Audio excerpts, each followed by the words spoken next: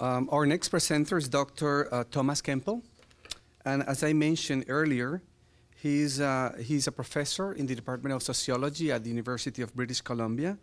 And his presentation today is entitled O'Neill's Two Bodies. So please welcome.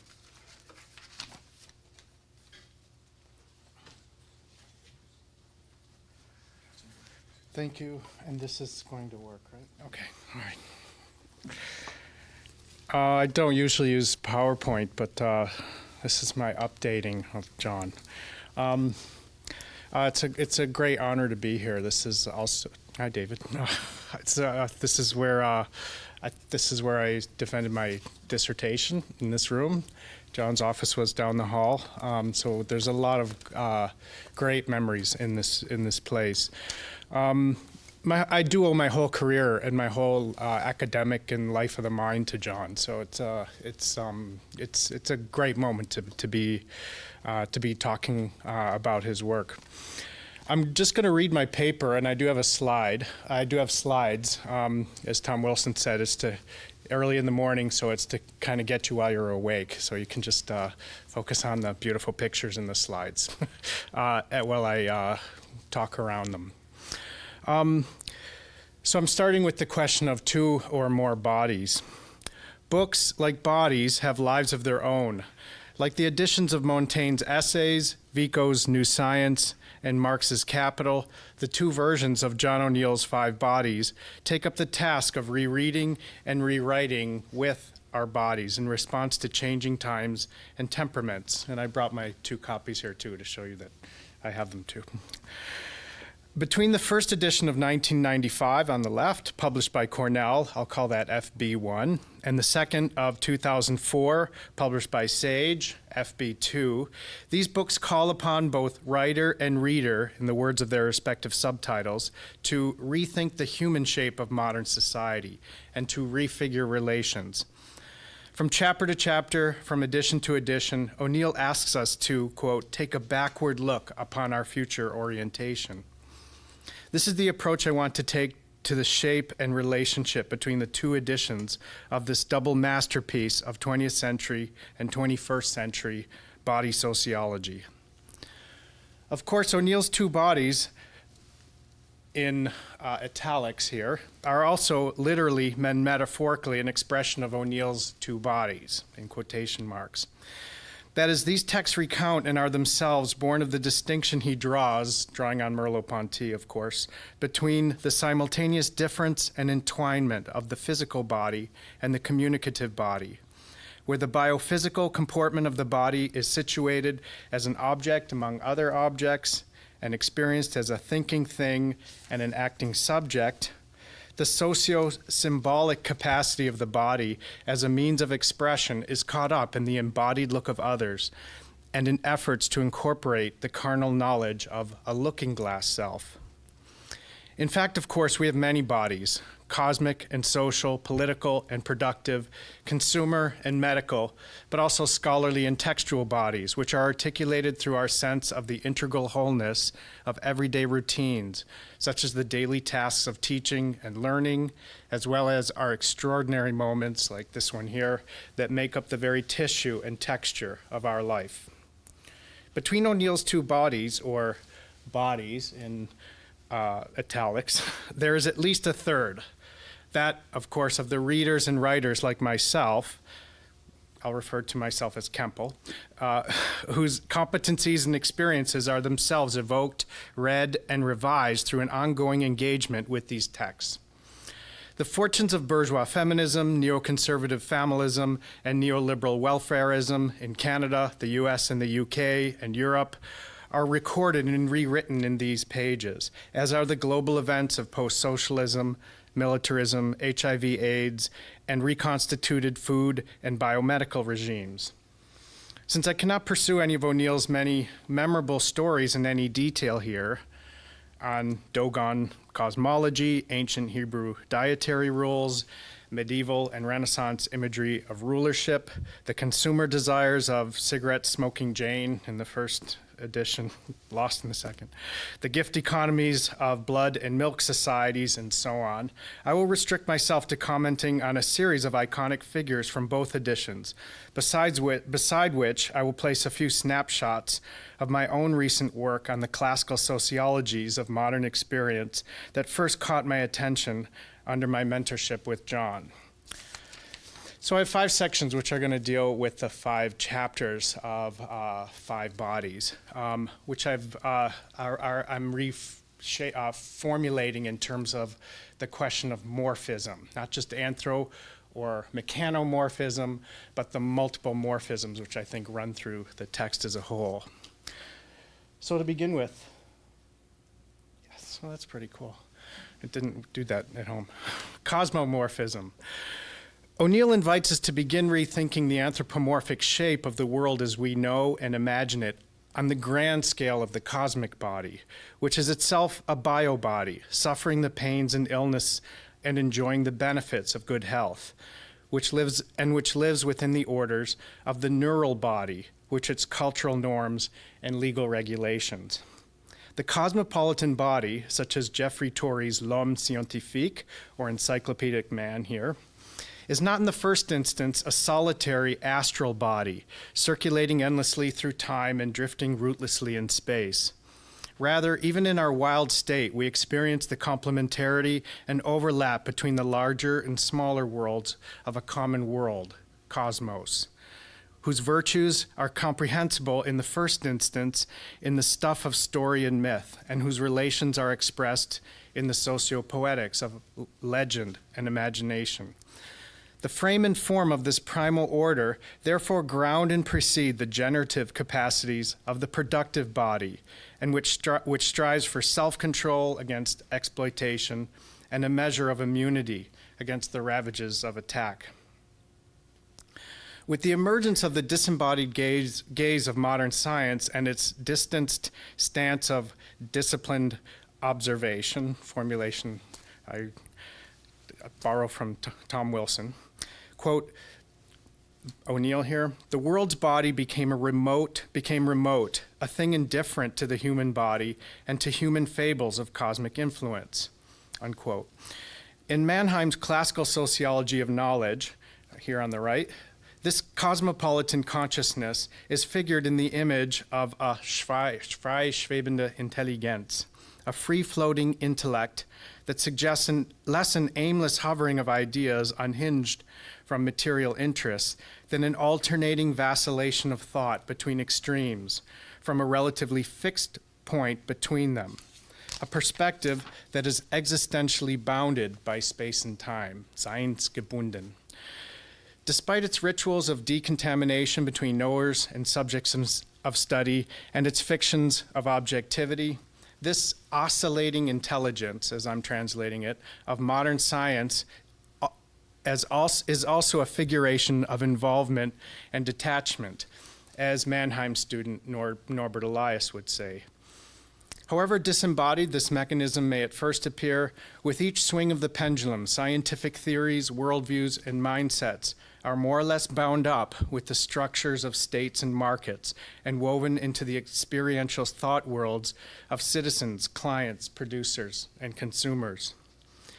Like Galileo's pendulum that prefigured it, Mannheim's pendulum is also a device for tracking the relations between the little worlds of everyday life and the great flux of cosmic events. The link between body and instrument that this artifact facilitates releases an emancipational force that displaces the ancient world of sacred qualities with the modern world of profane quantities. I'm compressing a lot in there, but whatever. It'll be expanded in a larger essay. 2, sociomorphism. Oh, I love that. Okay. The cosmic scale of the world's body provides the frame and horizon of the more human domain of socio-natural classifications and the symbolic exchanges between them, which may be iconically figured in ordinary gatherings of conviviality and commensality. Generally speaking, quoting O'Neill here, the symbolic values that circulate in the production and consumption sectors of the economy cannot be reduced to a pragmatic logic of efficiency, except at the cost of hiding the larger culture economy in which we labor and consume, unquote. Where today we often assume that a sustainable economy must be grounded in processes of reproduction and cycles of renewable consumption, classical sociologists like Simmel and Mauss tended to argue that the logics of cultural excess, material exchange, and symbolic prestige govern a moral economy of things, people, meanings, and values. In Mauss's memorable image, the round table materializes a bond of civility and community, friendship and fellowship. It marks off a threshold of association between who or what can be included or excluded. A simple table setting, as in last Monday's Thanksgiving meal, for example, with its civilizing utensils of knife, fork, spoon, and plate, is an arrangement with its own vibrancy and allure, each object absorbed in itself, but all the more charming for being something that we ourselves can never be. The charismatic effervescence of bodies and things in convivial commensality does not spring from any divine agency or transcendent force, but from an immanent vitality inherent in the capacity of people and the carpentry of things to dissolve or forge bonds with one another. I'm throwing in some object philosophy there if you know that stuff. Much of this delicate balance or ecological arrangement, agencement, as a French might put it, is destroyed in the modern capitalist economy that places managerial over self-control and industrial efficiency over conviviality. As O'Neill stresses, especially in FB2, the sacrament of mixed communion that ritualizes the fast food meal does not just undermine the totemic and symbolic character of sociable gatherings while subsuming them under the logo of the corporation. It also scrambles the moral code and material sociologic of incorporation by which the natural order is given shape and meaning as a social order, reducing the temporal rhythms of familial conviviality to the mechanical speed of industry, despite the promise for more value. By the way, I came up with this rewriting of O'Neill's thing there just by going to the McDonald's around the corner, my first time in 20 years. and I realized that the service counter was basically continuous with the consumer space where you eat. So that it's a complete circuit, at least in the one around the corner from me. And that's why I reconfigured the basic terms of O'Neill's diagram in FB2 to show that continuity between production and consumption.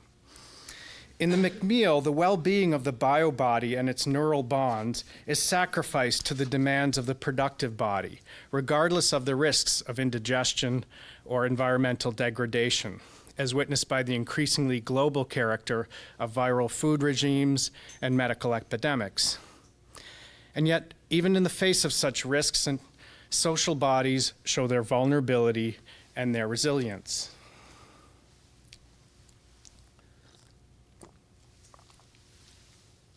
Okay, 3. Mechanomorphism. O'Neill's greatest contribution to social and political thought, presented in various versions in nearly all his books, consists in his successive revisions to the classic problem of order and rebellion in a coherent theory of the levels of the body politic, which I've been representing in these black boxes here. Against the organic analogies and cybernetic models of political rule still prevalent in contemporary sociology, his critical theory of the body politic rethinks the Christian, medieval, and Renaissance imagery of the king's two bodies, the one subject to natural demise and the other living on in symbolic and institutional form beyond the death of any individual. From this perspective, citizens, no less than rulers, are subject to what O'Neill calls, quote, the embodied rationalities of everyday living, family, survival, health, respect, love, and communion, unquote. In the form it takes in FB2, this model situates the civic body, which sustains the separation between public commons and private life as the phenotypical mark distinguishing order and chaos, and before the desires of the libidinal body, which strives for love and happiness despite the genetic divisions of sex and race, and beneath the demands of the productive body. As Weber taught us, the modern challenges to classic theories of state power and popular sovereignty consist of the fateful forces of capitalist industrialization and state bureaucratization. Each of these processes is governed by the logic of administrative rationality with its technocratic mode of utilitarian choice and its decisionistic grammar of calculative reasoning. As Habermas argues in response to Weber, the state and corporate agendas of civic privatism and public depoliticization reconfigure the everyday competencies of the life world, translating communicative reason and common sense into technocratic protocols of control. Thus, Weber's vision of the modern machineries of lordship, rulership, authority, or domination, Herrschaft, Politics 2.0, as I've represented it here, compels us to rethink how the redistribution of economic, cultural, and social wealth, capital, may be driven by agonistic processes governing the representation of power on the one hand and the recognition and evaluation of knowledge claims on the other. Instead of settling for the lean and exclusionary practices of the U.S. Social Security system, for example, as O'Neill argues, he invites us to reconsider the calling of civic capitalism with its aspirations for a welfare society of engaged citizens.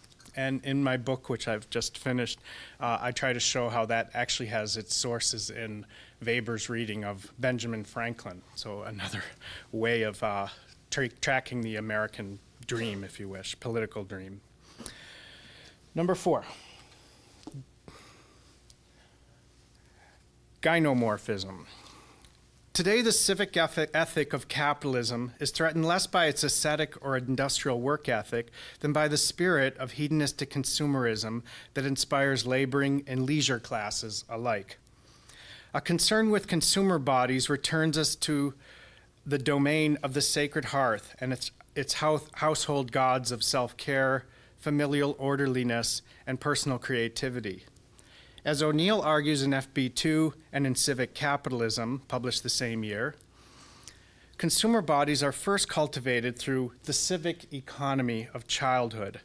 That is, the exchanges of human capital between family and state do not just involve the privatization or domestication of resources. They also entail public assurances and endowments that contribute to the accumulation and conversion of capabilities into civic capital.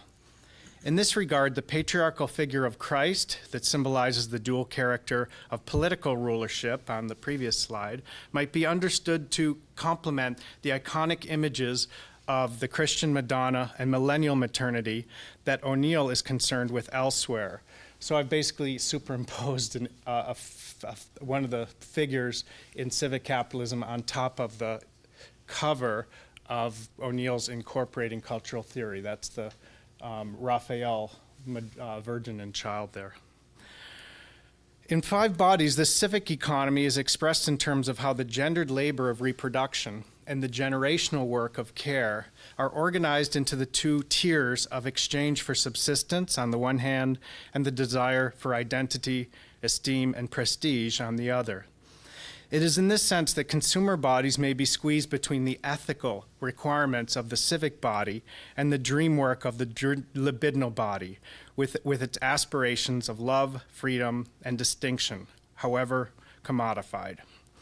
In short, every material economy is also a moral economy, open to the ecological cycles of political management and ethical self-correction. In late capitalism, however, consumer goods are increasingly driven by the double imperative of commodification and communication. and are therefore ruled by the market logic of exchange value, price, and sign value, logo. Quote, thus we might include in surplus, this is O'Neill from the 4th chapter of 5 Bodies.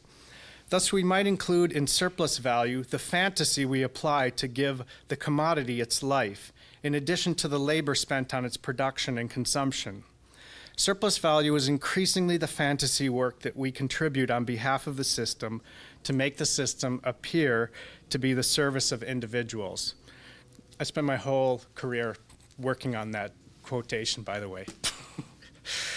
Since the dissertation I completed under John's supervision many years ago, I have tried to expand on this key insight by extending Marx's labor theory of surplus value into a leisure theory of televalue. So that's what I have there. That's a formula for capital: money, commodity, commodity, money, consumption, production in the center there. Inspired by the theses of the Frankfurt School on the culture industry, in particular, entertainment is the prolongation of work under late capitalism, and the history of the individual is the history of class struggles. I love that one. And so on, Horkheimer and Adorno. I consider how the eye of capital, gazing on a spectral economy of pseudo-events, self-service performances, and simulated communications, capitalizes on the capital I of its possessive individuals, transforming them into the possessed, distributed, and displaced individuals who buy and sell themselves through lifestyle choices and entrepreneurial strategies of self-promotion. And my last section here. Biomorphism. The medicalization of the body under capitalism brings the commodification and industrialization of the body to the level of its libidinal desires, organic composition, and genetic constitution. This reconfiguration of the body as an object of the clinical gaze recodes our ordinary capacity to sustain and heal ourselves in therapeutic rituals of withdrawal and recovery, or in technological fantasies of expert maintenance and prosthetic enhancement.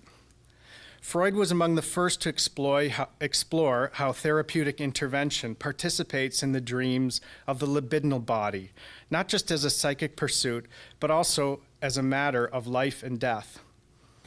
His inspiration both draws upon and rewrites the evolutionary metaphors and biological concepts prevalent in late 19th century social science that envision the emerging industrial order as a social organism with its own soul. Where Spencer would formulate these new forms of biopower on the natural physical plane in terms of the shift between the principles of self-preservation and life enhancement, Simmel would focus on the sociocultural plane where life itself is measured and molded in the calculative relations of money.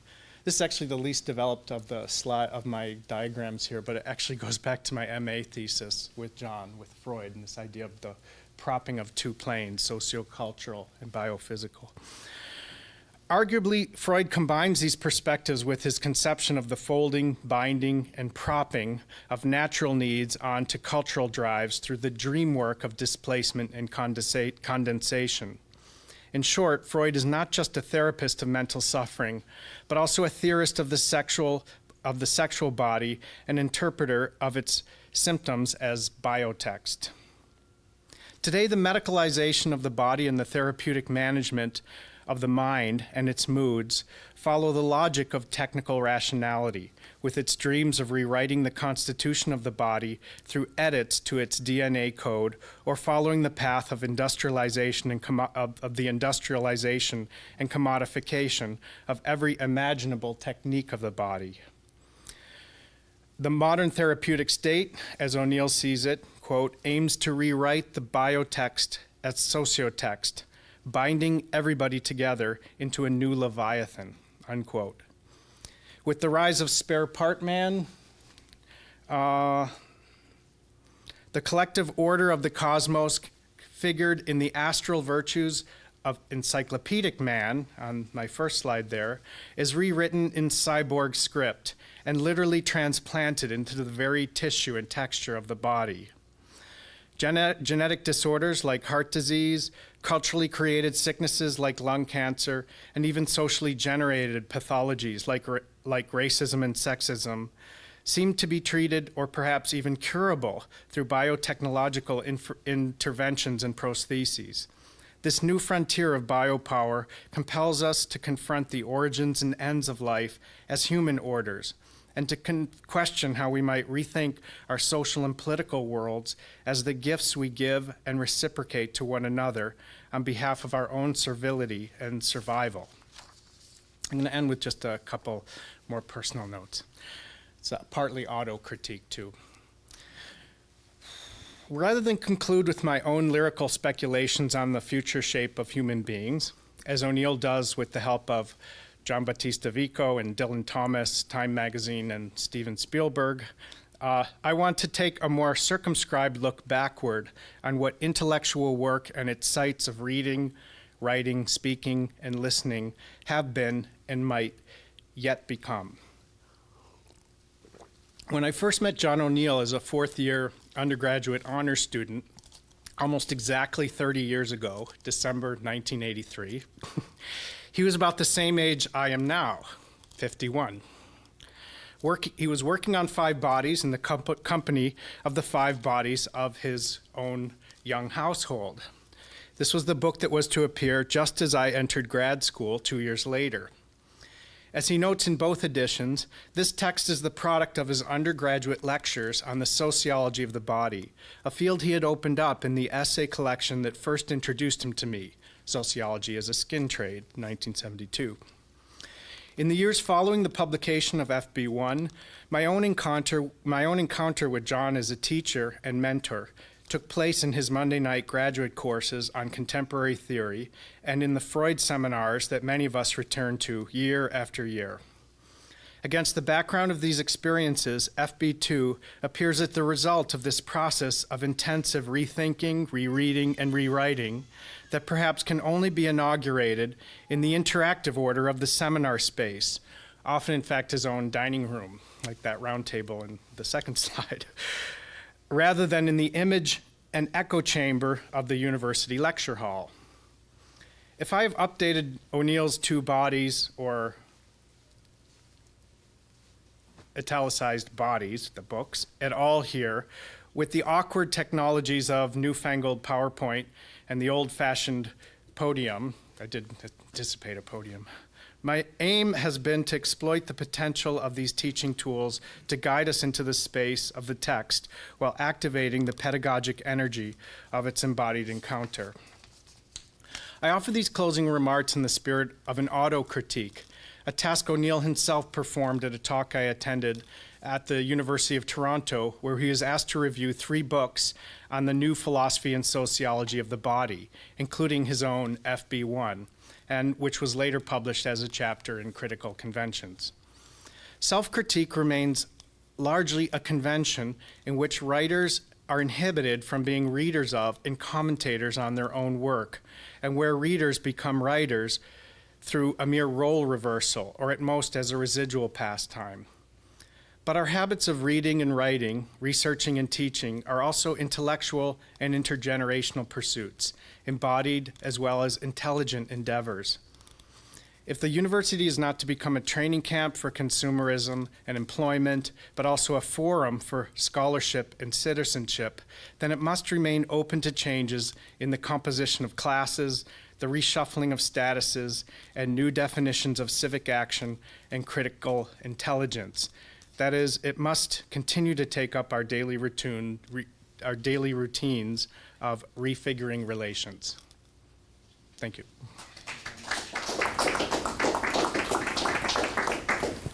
Perfectly fine in terms of time. So we have obviously a model of 10 minutes for questions and answers. Well, the university is not that. This university certainly is not that. And since John was doing something with you, it's become much worse. So shouldn't we try and understand why that's so if we want to do something about it? I mean, just saying it should be something else doesn't seem to do very much. If you talk to my colleagues, that doesn't have any effect whatever. Well, I would disagree that it's I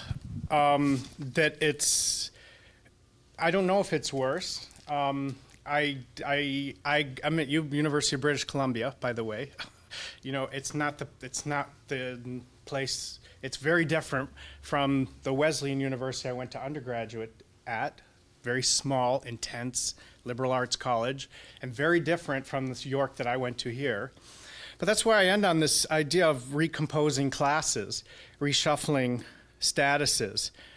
I actually see something different, something actually quite hopeful in the university, at least as I'm vaguely perceiving it here. I mean, I know that there's, you know, that the idea of a public commons is actually a kind of private emporium and shopping space here on campus. You know, that's new, you know, since I was here in the early 90s.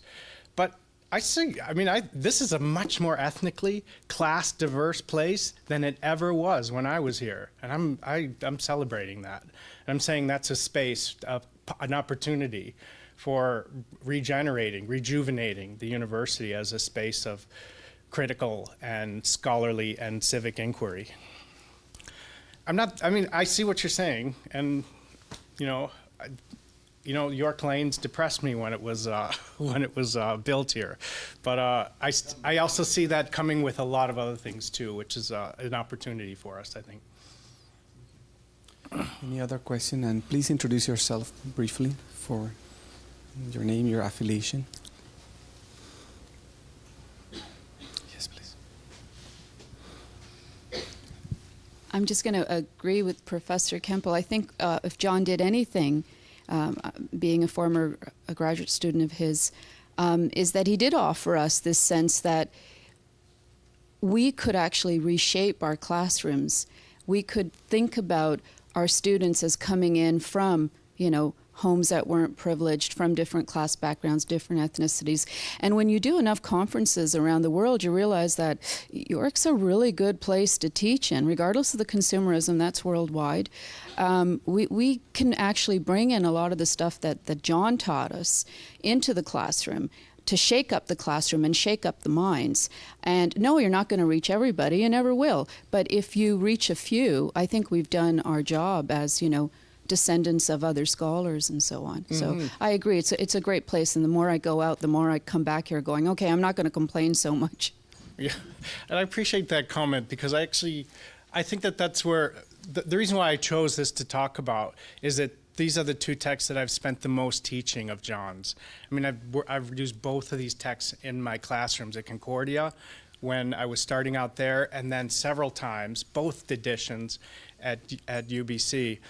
And that's what speaks to students, right? They know, they can begin, this is the process in which they'll start thinking the world through their bodies, including their ethnically, class, and otherwise coded racialized and so on bodies. And I think that's a great gift that he gave us in these two books. And that's, and I think the university that he grew up in, or that he taught in, culminating in 1985 in the first edition, and then the one that I was a part of when I was here until 1992 actually helped give shape to that this vision, which I think is something we can work with.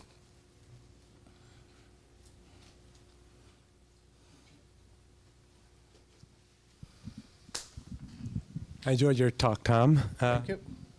You don't care. Oh my gosh, it's You Richard. as long as I'm holding it, right? Even if it's not on. I just realized that's Richard. Hello, Richard. You still have to introduce yourselves if we haven't seen each other in a long time. Okay.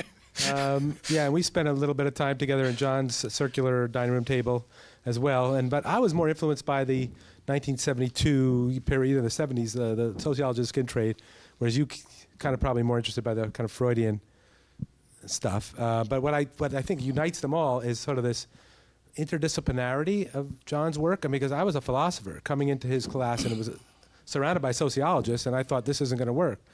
But actually, I realized that the sociologists are more interesting philosophers than a lot of the philosophers I had studied with before. So I thought that was kind of the magic of John O'Neill's work, was that he was it was just so interdisciplinary. It was part of the DNA of his thinking, right? It was the fact that the most interesting field to be studying, to look back at the great social and political philosophers, was sociology. And I didn't get that at first, and yet, I ended up writing a book on Max Weber as a political philosopher, even though a lot of folks probably wouldn't have seen Weber in those terms. I know you were kind of influenced by the same kind of interdisciplinary thing in his work, right? I mean, at Dimension. And the tough part of that legacy is that increasingly the university was a place for us to specialize in, right? So we didn't actually come out of our SPT degrees with sociology training, which was tough for us, right? And John was a model for how you could do both. You could specialize and have your own field, which was, for him, was sociology, and pursue this expansive horizon of interdisciplinary thought and research. But it made a difficult road to row to hoe. Yeah. Okay, so if we don't have any other questions, this will end the first session of today's Thank you. seminar, colloquium on Dr. John Sinnell's scholarship. So thank you, Dr. Kemple. Thank you. And now we can take a break. Mauro, 20 minutes or so?